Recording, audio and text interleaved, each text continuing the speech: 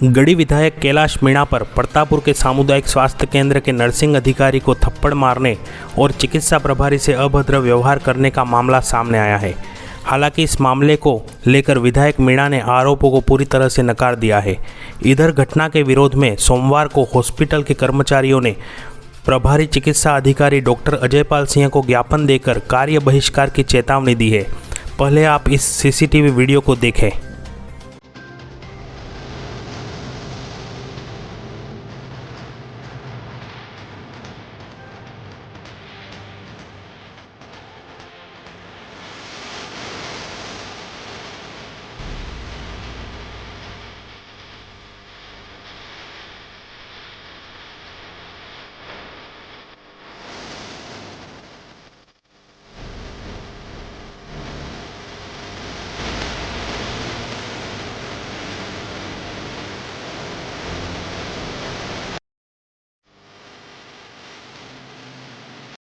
अब हम आपको दिए गए ज्ञापन को बताते हैं कि ज्ञापन में क्या कहा गया।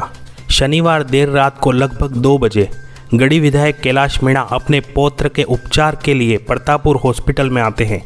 इसी दौरान विधायक मीणा चिकित्सा प्रभारी डॉक्टर अजयपाल सिंह की उपस्थिति में गाली गलौज करते हुए नर्सिंग अधिकारी योगेश डामोर को थप्पड़ मारते हैं।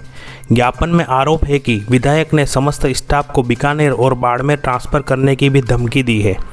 ज्ञापन में कार्मिकों ने चिकित्सालय में सुरक्षा गार्ड तैनात करने एवं 2 दिन में कार्रवाई करने की मांग की है। साथ ही ऐसा नहीं होने पर कार्य बहिष्कार किए जाने की भी चेतावनी दी है। अब हम आपको एक और वीडियो दिखाते हैं जिसमें नर्सिंग अधिकारी योगेश डामोर गढ़ी विधायक पर आरोप लगाते दिखाई दे रहे हैं। देखिए क्या कहा नर्सिंग अधिकारी योगेश ने। गई रात को नाइट ड्यूटी थी। नाइट ड्यूटी के दौरान विधायक जी उनके पोते को लेकर हॉस्पिटल में आए थे इलाज के लिए। इलाज हमने हमारे उपस्थित थे, हम सभी कर्मचारी मौजूद थे और हमने उनका इलाज कर दिया। इलाज करने के बाद उन्होंने यहाँ निरीक्षण किया। निरीक्षण के दौरान हम सभी साथ में थे। बाद में उन्होंने अभद्र गालियाँ करते हुए मुझे नाम पूछा गया, उनको मैंने नाम बताया विनम्र तरफ से। उसके बावजूद मेरी कोई भी गलती ना होने की वजह से या तो मैं ड्यूटी पे ना कुछ उठा नहीं हूँ, ऐसा कुछ भी ना था, फिर भी मुझे नाम पूछते हुए उन्होंने सीधा थप्पड़ मार दिया। रात में कुछ कदर थोड़ा सा वो गुस्से में थे, साथ में अब शब्दों का उपयोग उनके बुरा किया गया था। ये जो घटना हुई उसकी शिकायत समस्त नर्सिंग ऑफिसर और सभी स्टाफ के द्वारा ये दी गई। अब हम आपको दिखाएंगे इस पूरे मामले को लेकर गढ़ी से भाजपा विधायक कैलाश मीणा का क्या कहना है। ऐसा है कि 15 तारीख होली के दूसरे दिन मेरा पोता जो कि बहुत सीरियस था और इतना बीमार था कि इसकी हालत ख़राब होने के कारण से मेरे यहाँ स्टाफ छुट्टी पर गया हुआ था और रात में मैं मेरी बेटी और बहू के साथ में और 2 अन्य लोगों के साथ में मैं प्रतापपुर गया। प्राइवेट अस्पतालों में सभी जगह बंद होने के कारण से मैं सरकारी अस्पताल में गया और वहाँ पर जाकर के मैंने देखा बच्चा मेरा चिल्ला रहा था और वहाँ पर कोई स्टाफ नहीं था, न नर्सिंग कर्मी था। जब मैं ऊपर वार्ड में गया तो एक महिला नर्सिंग कर्मी वहाँ पर थी और उसने मैंने पूछा तो या कौन है ड्यूटी पे, उसने बताया कि अजय जी डॉक्टर साहब है। और जब मैं नीचे आया तो बच्चा चिल्लाता रहा और आधे घंटे के बाद में वो डॉक्टर वहाँ पर आता है हाफ पैंट में और वहाँ पर आकर के वो इधर उधर घूम रहा था।